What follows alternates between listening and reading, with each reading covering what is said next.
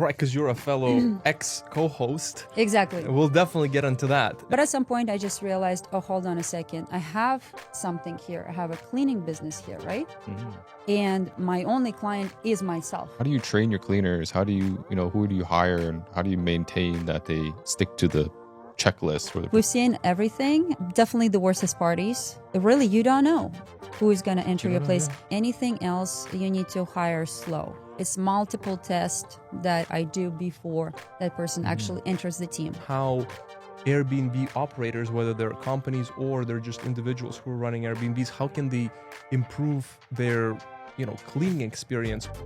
Welcome to yet another episode of Beyond the Listing, and today we have wonderful Alina Lapteva, who is the founder of a cleaning company, and we're so happy. Edwin and I are so happy to see you here today. So can you, start by telling us a little bit more about your company, about, how many people do you work with, and just, general things. Okay, great. Thank you for having me. Pleasure. So my company is about 30 people right now. Oh, wow. Yeah. And it includes actually cleaners and management. There are quite a few people in the management as well. And how I started doing it, it was part of Airbnb business before. Right, because you're a fellow ex-co-host. Exactly. We'll definitely get into that. And, since you already mentioned, do you like this business a little bit more than the co-hosting? What do you... I think both businesses are great. It's just Airbnb business has changed quite a bit, especially during the pandemic. During the pandemic, right? It changed a lot. Yeah. So I made a decision to just focus on the cleaning for now. But how it started, I started with one unit, right? And just after that, I was cleaning it myself. And then I started to expand a little bit, did more Airbnbs, right? And then at some point you're like, okay, I need a team. Yep. I need a team. I need to start training them. I need to create a system, right? So I started creating a system. Okay, what does it mean? How do I ensure that the properties are clean, right? Because at some point when it's like 20 units that need to be cleaned, you can't go and check everything. You can't clone yourself. Yeah. So you need to rely on your system, right? You rely on your team only. So that means that the system needs to be great, your workers needs to be great. But at some point I just realized, oh, hold on a second. I have something here. I have a cleaning business here, right? But my only client is myself. Right? So the only client is we're servicing our needs. And I thought, okay, maybe I can take it outside and create another business. So the property management company was Your Lifestyle Group, and then it became Your Lifestyle Cleaning. That's how it was. What size were you when you did the transition? Were you managing 10, 15, 20 properties on Airbnb? Yeah, it was about 20, 25. Wow, that's quite a bit. Yeah. And mostly in Toronto? Yeah, so there is a story about it. It was all in one building. Oh, that's even better. I didn't know that. Which building was that? That's a scale of economies. That's it good was stuff. In Pantages Hotel. Oh, which one is that? They banned it, didn't they, recently? No. Or only 30 days? Remind me, what's the address for that one? It's 210 Victoria. Oh, okay, the Victoria one. Yeah. Right next to Eaton Center. So it was it is a really good location. Right. It's a great location. And what led you to be like, you know what? Even with the scale of, with the scale you have and efficiencies in one building, and you're still like this, let's just take the cleaning side out and just run this. What led to that decision? Well, primarily it was the pandemic. Oh, okay. Right. So the way we did it back in the day, right? It was renting this units at premium price, which we definitely screwed up the pricing in those buildings because all those premium rents were coming through because of us, right? And so you're paying a little bit extra to the owners in order to be able to short-term arbitrage technique. Yeah, and that's it. And then we deal with everything else. Yep. So whether it's booked, it's not booked, it's everything is on us. If there is a flood, which happens, then we need to repair everything. We need to deal with this, insurance, everything is on us. Okay. Yeah.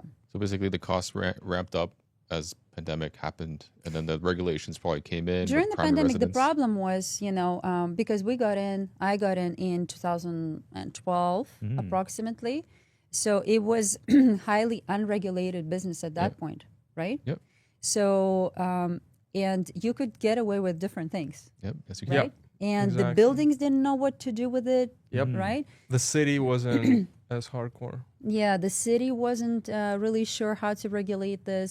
Yeah. So for me, it was like, okay, let's go. Let's see what happens, right? So, and I was just experimenting.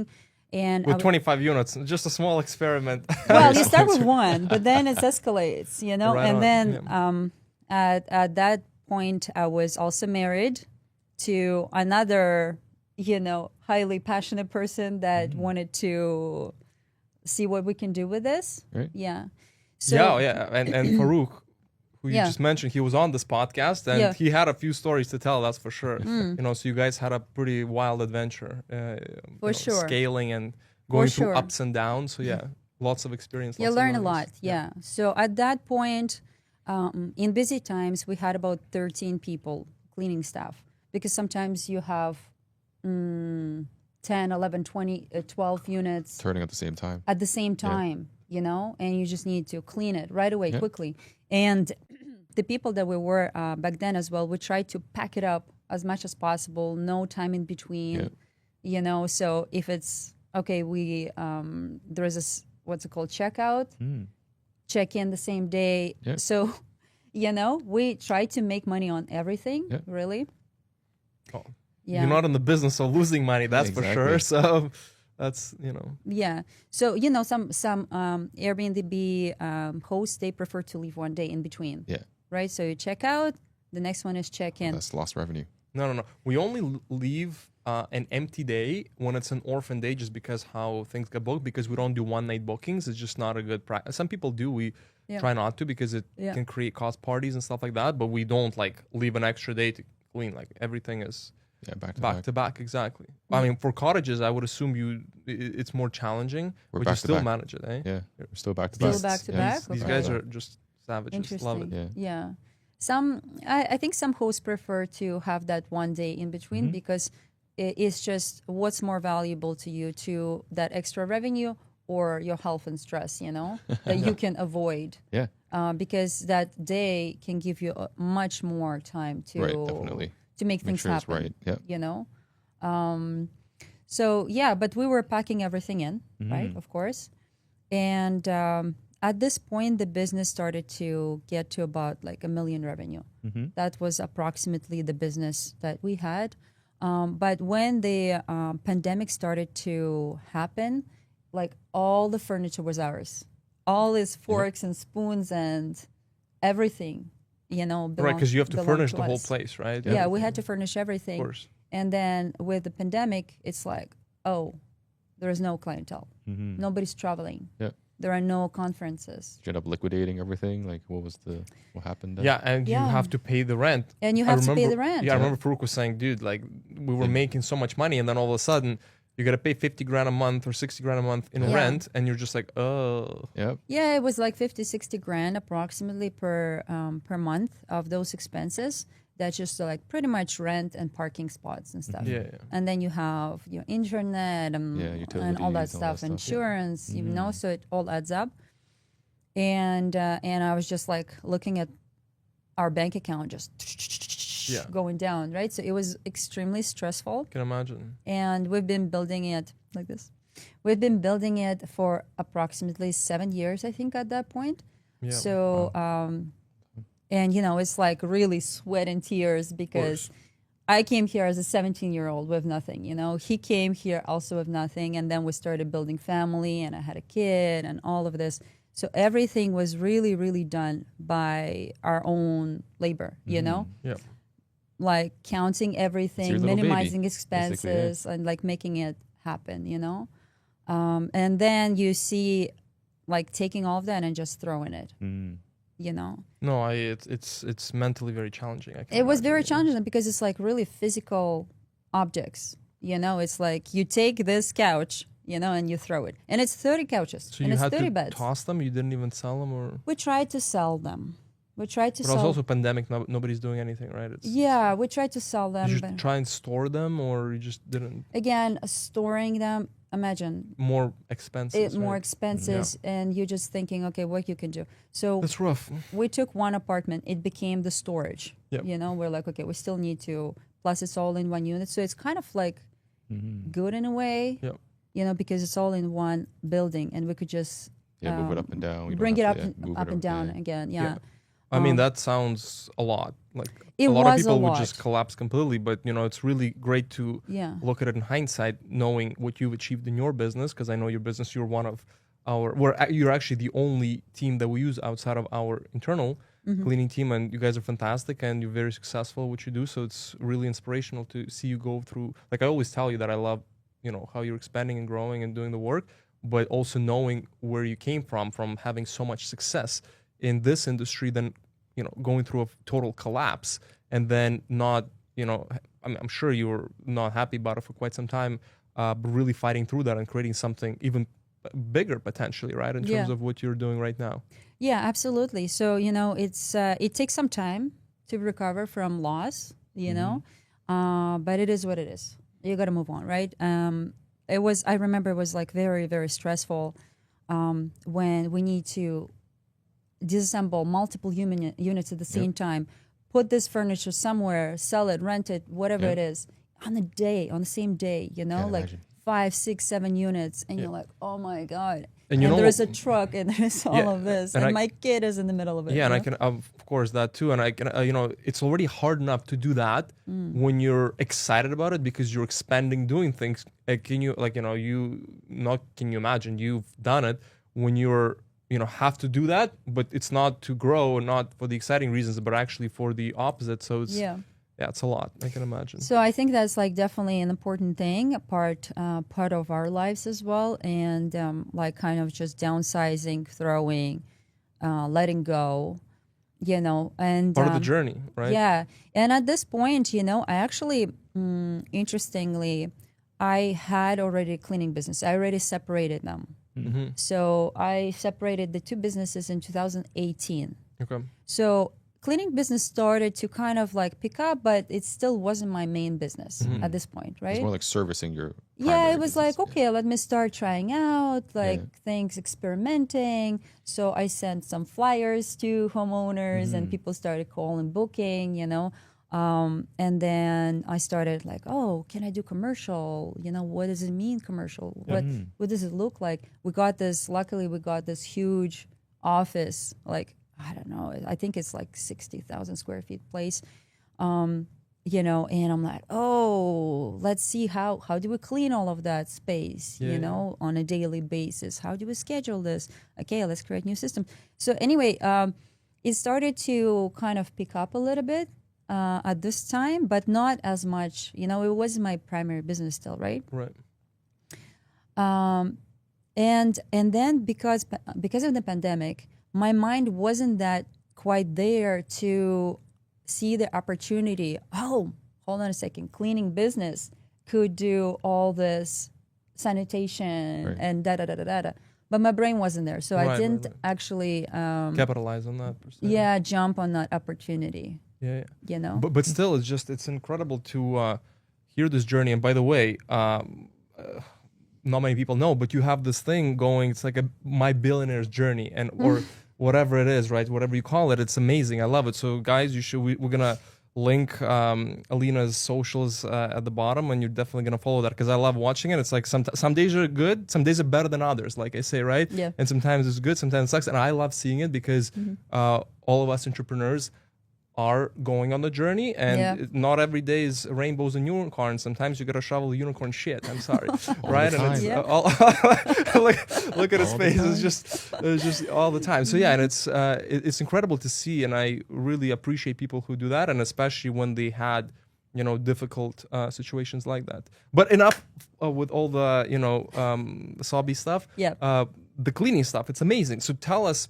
For example, and there's obviously a difference. What is the difference between cleaning a condo, cleaning a house? I'm not sure if you do cottages, and then you said you have commercial. Like there's a big, difference between doing all those things, right? Yeah. So right now we practically clean anything and everything. There is residential, which could be, we put Airbnbs in there, residential units, houses, apartments, whatever it is. Also, when tenants move out, so that would be move out cleanings, right? Yep. So we work with realtors as well, or landlords that need that type of service. Or like post-construction and all that stuff. Yeah.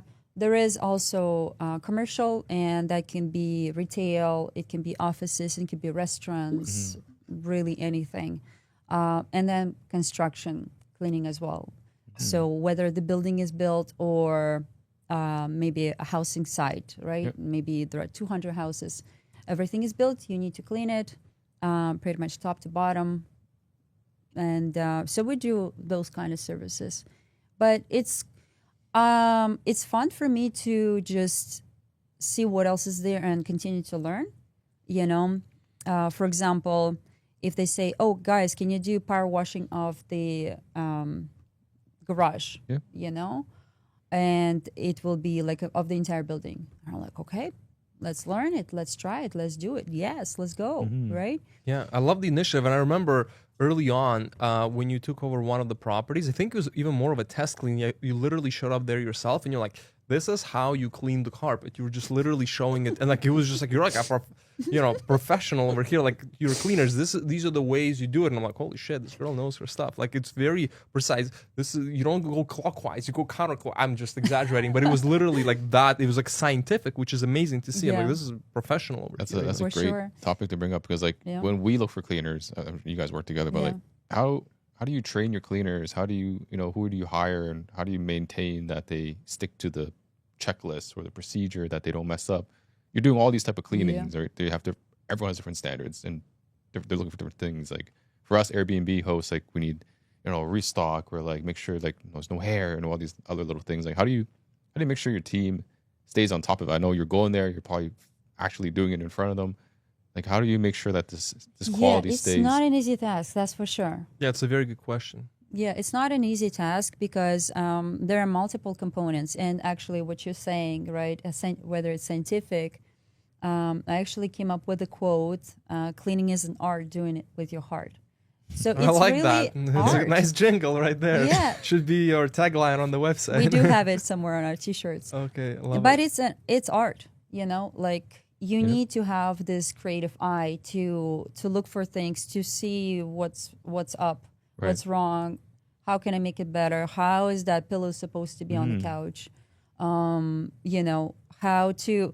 Some people just put the bottles in the bathroom. No, you got to put the label first. You got to like angle tilt that little, angle that little thing. I love that. You're as psychotic as I am. The toilet paper got to have the stamp on it, so it looks like a hotel. Edwin is as well. That's why we get along quite well. So we're very similar in that regard. Gotcha. Yeah. And if you are as detail oriented, as that's a better host word than psychotic. I like that. I'll use that. Detail conscious. Yeah. So, it's really important for you, but in reality, not that many people are, right? Like not that many people actually detail oriented, or they see what you see. No. So it takes time to train the eye. It takes time to educate this, and even explain, right? What are the consequences of not seeing it? But for example, not seeing that hair on the white sheet, on the white bed sheet, right? Or in the bathtub, or something like that. Yeah. Because clients are different. Some clients are very easygoing, and some clients are very. Don't even get me started. We got a 4-star review once. I mean, unfortunately more than once, but once for this for the fact that the place seemed a little dusty, and I would probably be like, you know what, we should have brought somebody in. Probably there was like a day or two break. But the fact that I was there that day myself and knowing me, the detail-oriented vacuumed myself because I was taking some, I think I was taking some videos of the property. I had to take some videos. And then I made sure like everything was, perfectly fine. And I was like, oh, the place was dusty. Somebody came there a few hours later. I was just upset. Like I was personally pissed off, Yeah, you know? you were hurt. Yeah, exactly. So you're right. And like the guy was German. So, I mean, we know the German, they're very precise. German engineering, right? The BMW. Edwin and I love the racing stuff. And it's different people are different, right? For me, at my level, and I'm pretty like intense, that was more than enough. And for him, he found something that wasn't up to standard. And somebody else would allow a lot more, you know, slack. Yeah, absolutely. Some people, and you know, even if you notice, not notice, there is another part of personality. How far are you going to go, you know, because some people will go above and beyond to hurt your business and put those comments. You know, if I go rent an Airbnb and I'm detail oriented, but I'll look at it, I'm like, yeah, okay, no problem. Yeah, I'm definitely more lenient when I'm staying at an Airbnb because I also run one myself. So exactly. Shit happens, you know, but I wouldn't go above and beyond to like make this bad comment to mess with somebody else's business, you know. Maybe I'll send them a message, but some people will, you know. Right, and you know, and the reason we work together, and we've been working together well for quite some time now, is because of that detail-oriented mentality that you have. And things might not be perfect. Certain things happen, but in general, it is significantly higher from whatever I've seen in the industry. And again, my internal team, we were able to train them on our 17-page manual that I've kind of put together because I'm also detail-oriented, and they do a very good job. And again, sometimes it's not perfect, but it's very high. I would say it's the top level in the city when it comes to short-term rentals. And you guys are able to match it. The only company that I've seen in the space, in the city, who can do it, because I've hired individual cleaners early on, right? That's how we got together with our head of cleaning. She was doing some work for me, and then I said, listen, why don't we just, you know, do this? You come in and then you hire people and you manage them, right? And that worked out fantastic. She's excellent, right? You work with her directly. She's great. But I've tried other companies, I've tried other cleaners just to have a second team. Sometimes she cannot service properties that are, we have some in Brampton, right, that you take care of. So you do a phenomenal job there. So my kind of long soliloquy here and a question is in, let's say, for the people who are watching, for people who are interested in running their own, let's say Airbnbs or starting a property management company, they need to go through this process. How do they hire the first people? How do they hire a company? What should they look for in that individual if they want to manage an individual versus a company, or a company that can provide high-end cleaning that's not going to kill your business? Because cleaning will make or break your Airbnb business. That's the most important thing. I know, a tough one. That's a big one. That's a big question. Okay. There you go. We're bringing out the big guns at this point in time. I'll prep you a little bit how I do it. So when we look for cleaners, we always ask them, do you work on holidays? Because we operate 24/7s and we're the busiest during holidays. How many people are in your team? Because say in independent cleaners, maybe husband and wife, maybe kids. Yeah. If one person is sick, we're done. Like, who do we have to call this backup, and the backup might help you to make it. And then the last question we asked them is like, are you good with technology? Because we need photo proof. We need to communicate online. We understand scheduling. That's very important. You know, are you able to do these things? These are like, I'll say the basic 3 questions we asked them. But I guess I'll leave it to you in terms of like the other QAs you would ask. Yeah, timestamped. If I just quickly mention timestamped photos are the biggest thing, right? I think we, kind of got into that with you guys because you weren't doing that before as much, and we said like we need to have those things because if there are damages, we need to, submit it to Air Cover, which is Airbnb's insurance for damages and stuff, right? And before fact, after fact, all those things need to be documented. So that's huge. So if people are, I don't know how to use my phone, like maybe, an older lady who's great at cleaning, but she can't do this because she's not tech savvy, can't use them. My personal cleaners, they're phenomenal. They come and clean my place. Like I give them the keys, do it. But she doesn't even have a bank account. I e-transfer money to her cousin. A niece or whatever, right? Or a nephew. It's she can't do timestamp photos. Yeah, and you know what? Actually, it's what you just said. It's pretty much similar to how we hire people as well, because we also ask them. Okay, we're talking about so many different things, and I want to talk about many things at the same time as well. Like for example, we need to test them, right, multiple times before they even get on site for the first time, right? But questions like, do you have a smartphone? You know, let's see how you take the photos, because that's also important. We're managing it from a different place, right? We're not there all the time, right? So And you can't clone yourself, right? Like it's Yeah. not possible. Mm-hmm. You can spot check, but you have to have trust in those people. Yeah, trust, and you also need to have a system that can check virtually the work, right? To check the standards. But I guess to answer your question in terms of when people hiring cleaning company, right? Just like anything else, you need to hire slow. You know, hire slow. So like maybe I hire slow as well in my company. It's multiple tests that I do before that person actually enters the team. That's actually a very interesting kind of suggestion. We also have many gates until they can come in. Yeah. So for example, how we hire people to clean, right? So first of all, we have multiple interviews with them. Of course, about their experience, whether they've done that before, what kind of stuff they did. You ask them questions specifically, you know, specific questions on how would you clean that? How would you do that? What kind of chemical would you use to understand their experience? Because some people say, oh, I've done it. Yeah, right.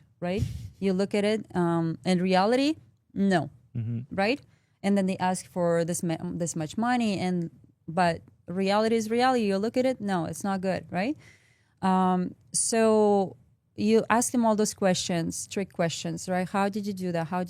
But other questions that are really are very important is their personality. You know, It's huge. their identity. What is important for them? You know, if you have high standards, right, of service, you want to provide a great service. High-end product, You need right? to be aligned. You need to be aligned with that, right? Because you're going to be dealing with this person, you're investing your time and effort, and if you guys are not aligned, Yeah. there might be a situation or conflict. And it can blow up if the person doesn't know how to deal with it, and you know you have to be conscious of. Yeah. Yeah. And you also, like, you know, business is a business, right? But any business is a spiritual thing, in my opinion. So that's I why love that too. That's really good. you know, that's why I say cleaning is an art. Do it with your heart. And it's, we're all making money and we're all trying to blah, blah. But at the same time, we are bringing value to each other, right? And you need to enjoy the process, because otherwise, You what need the to hell is the enjoy point the of doing process. it? If people are just coming in to make money, then you already know that some stuff is not going to click, you know, because, for example, shit happens, right? You need to see what you're going to do with it. Like, are you continuously committed to make things great? Even if things are falling apart, something is wrong, you know, and you're like, no, my stand is to make sure I'm not leaving until it's done. Yep. You know, and there are some people like that, and there are some people that don't care. They just show up, clean, however they clean, you know. That's not gonna work. And you probably team them up. Yeah. Because that's what we've seen last deep clean we did with you guys. Heidi, who is phenomenal. She's our favorite. She's a beast. And then another guy was with her, and he was less experienced. And you probably team them up to see how they perform, and then that's an evaluation process. Yeah, you hire new people as well, right? So pretty much, we do all these interviews first, but then what we do is we call it a test clean, and we don't send them to my place, to anybody's place, to client's place. We say, clean your own home. Send me before and after photos. Great idea. Here are the training videos. Here are like 2-3 training videos that you need to watch to understand what we're looking for. As well as here are the kind of photos that we need. So during this test clean, first of all, you see whether they watch those videos. Yep. Right? That means that are they committed to work for you? Yep. If they're not willing to watch those videos, they're not committed. No problem. Yeah, I mean, know? that's just such a basic barrier of entry. Watch the videos, right? If you can't do that, then... if it's a 2-hour video, you gotta put the commitment, you gotta put the work in that before you get hired. Right, and it's very important to also get proper training, or people have to have proper experience, because what if they use certain chemicals on expensive marble? Oh yeah. Right? And then what are you gonna pay now $15,000-$20,000 for the marble job that you have to redo or whatever the countertop might be. So it's very important to also kind of going back to the point and making a point on this one to have trust in the people you're going to send to do these jobs. Or destroy like a $5,000 TV, you know? Oh, yeah, absolutely. You probably had those. Well, you know, damages can definitely happen, especially if, you know, people make mistakes, for sure. Or maybe something that I made mistakes myself personally. And listen, I always say people make mistakes, it's fine. We're not working with robots here. It's not a software. That's, you know, you fix it. But you want to just make them occur as less frequent as possible and not for them to be massive. So that's the... And then you also continue to learn. Sometimes you just don't know, you know? There's like a new material and you're like, oh, we should not do that. Yep, this is the way, you know? So even now, I've been in the industry for a long time, but you'd never always deal with different material, different stuff, different product, different, you know, requirements. So you continuously learn, and you just, as when I learn or somebody else has learned, we share it with the team to make sure that everybody up to speed with that, you know. But yeah, again, with hiring, right? So once we do this this test clean, you're able to see how they take the photos. You know, whether they take enough of them, is it clear? Do they know how, you know? Smart. Do they follow the instructions? Do they know the checklist? They already know. If something is missing on the photos, we're like, hold on a second. Where is that corner over there? Or where is under the bed? I need to see dust under the bed. So you ask them to redo. At this point, it's still an interview process, and it's great for everybody. You know, like we see clean their room. They clean their own house. I didn't pay them anything. Yeah. They learned something. That's very smart. That's a very good tip for people to kind of, you know, when you're hiring, not just necessarily, we're not talking about starting a cleaning business, but just for your short-term rental, right? Like do that test with your cleaners. That's amazing. It's a very actionable, good tip. Yeah.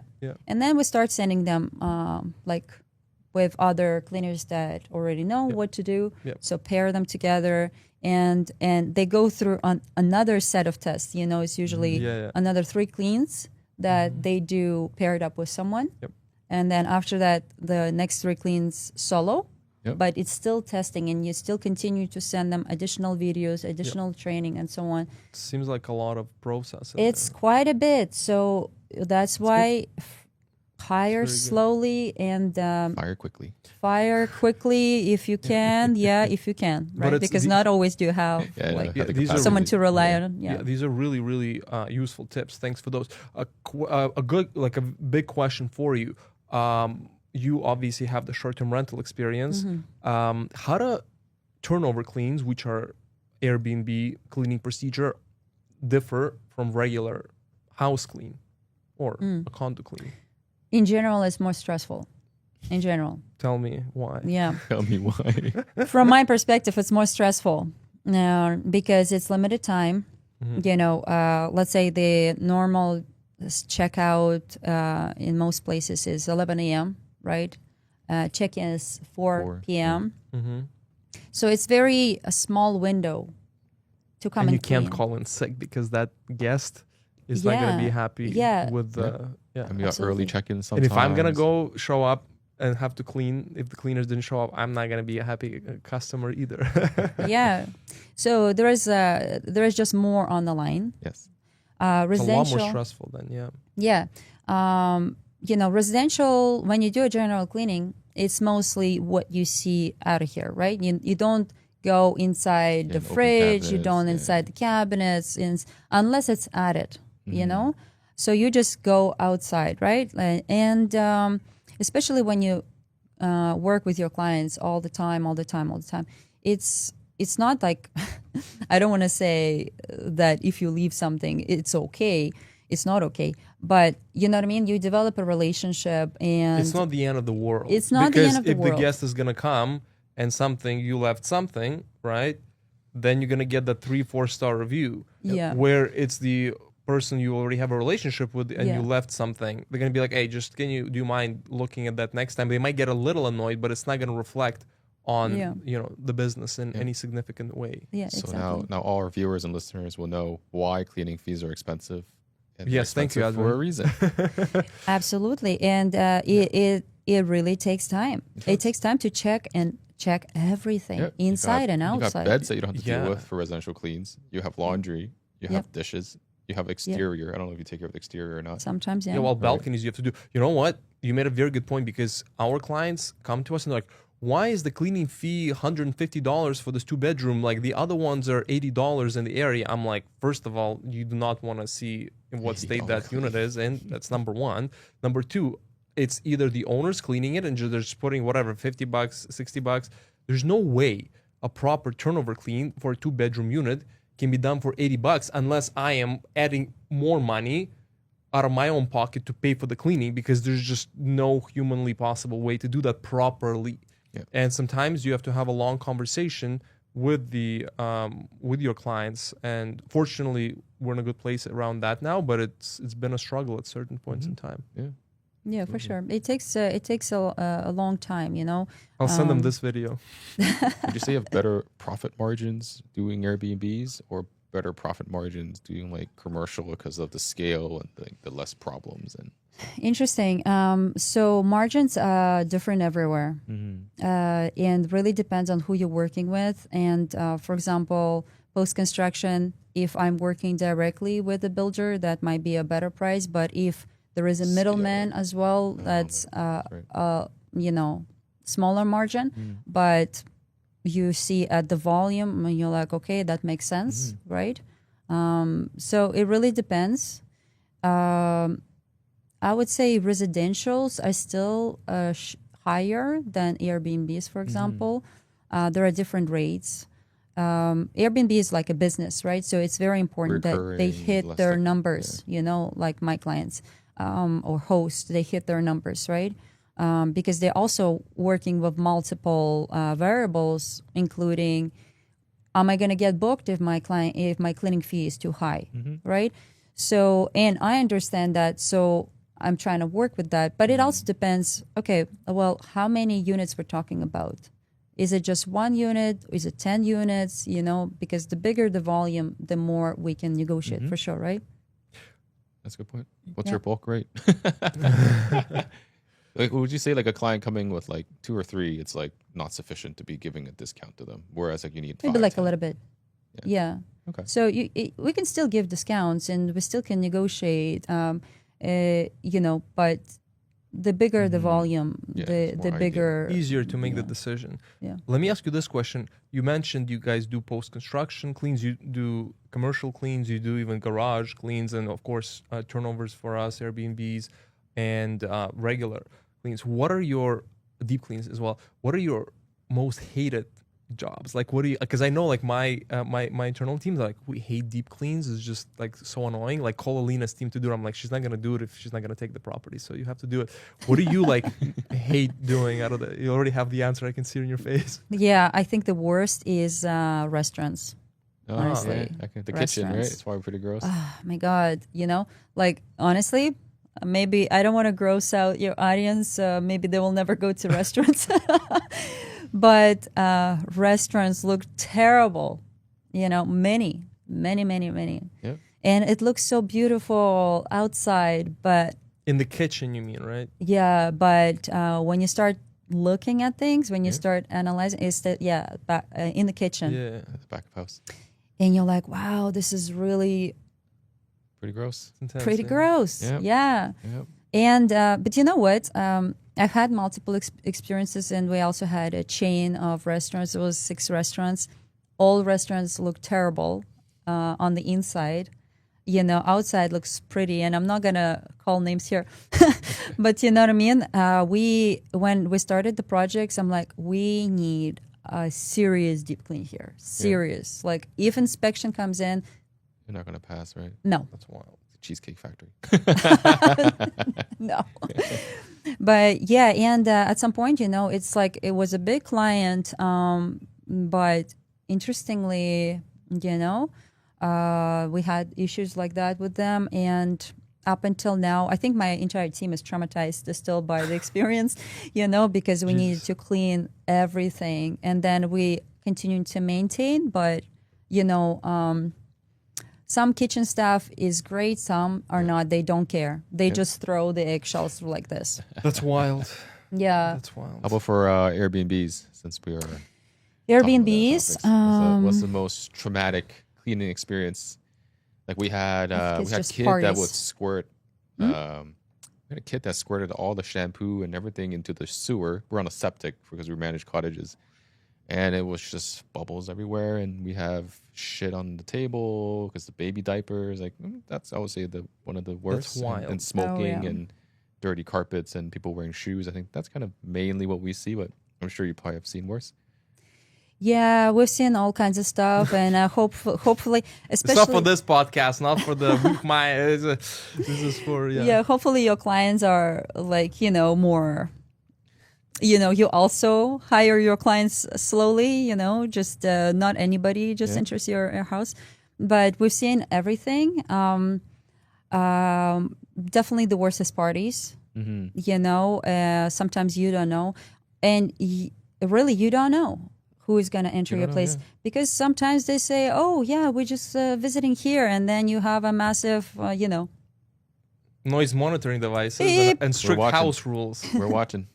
Yeah, that's for sure. Yeah, all kinds of stuff is happening, but it's interesting that different cultures are different. That's what I also realized. 100%. Because like we just talked about it last week. I think it was like this is we're not going there.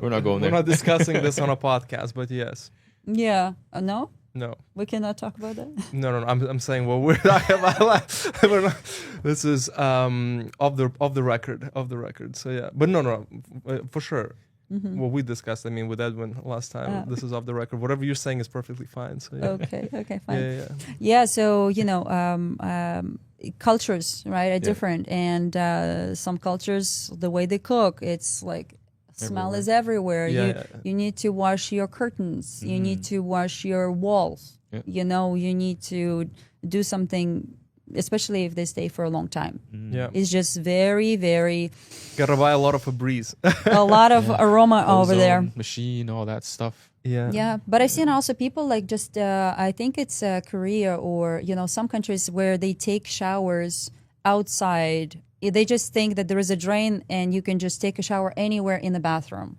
You know what? This is insane what you just said. We just had guests, I think from Korea, and we had a flood. And we had to replace the whole thing. And I'm like, did you guys use the shower curtain? Because we thought the pipes were like burst or something. Yeah. And, they said, of course we use the shower curtain. And I'm like, and then our guy went in, Alexei, fantastic human being. He went in, he's like, all the pipes are fine. Everything is good. But he had to replace the whole drywall, the ceiling and everything, dry it up. Wow. And we charged them. So we're just waiting for our air cover. So it should be fine. But like, it's wild. Yeah. So we had multiple floods like that, and you don't know, they think that it's normal. They're just like, here's the bathtub, here's the toilet. They take a shower right in between. That's insane. Just like this. The water goes straight into the living room, and then you just need to replace the entire flooring. And but okay, if it's only your unit, if it is apartments, the flood goes down. Yeah, luckily it was a 2-story townhouse. The townhouse. That's okay. Crazy. Yeah. We gotta wrap up. This was absolutely amazing. But last question for our audience that would be very helpful. Would you have a tip or a suggestion how Airbnb operators, whether they're companies or they're just individuals who are running Airbnbs, how can they improve their cleaning experience with their teams, or again maybe hire, or any kind of tips around that? Definitely, you need to have a system. You need to develop a system. Whether you develop it from scratch or you have somebody share their experience, but you need to have a solid system, like structure, checklist. Yeah, there needs to be training, definitely initial training. Training needs to reoccur as well. You need to come back to that. You need to revisit. And as well, not only training the cleaning itself, but what's important is also to train the personality, that integrity is not something that they do. It's something that they are, so. This is a, very meaningful conversation here, very, very deep. I love it. No, I like it. That's a very nice approach to things. Do you think personality or the behavior trait is trainable, or it's inherent? It's like part It's of that trainable. person. It's trainable and it's contagious. And if you have a team of people that stand for that, and then you don't want to be, everybody want to look good, you know. So if you like, oh, my integrity shit, look at all those integrous people around me. So Self-reinforces because it's it within the team. reinforces. Absolutely. It That's really reinforces, cool.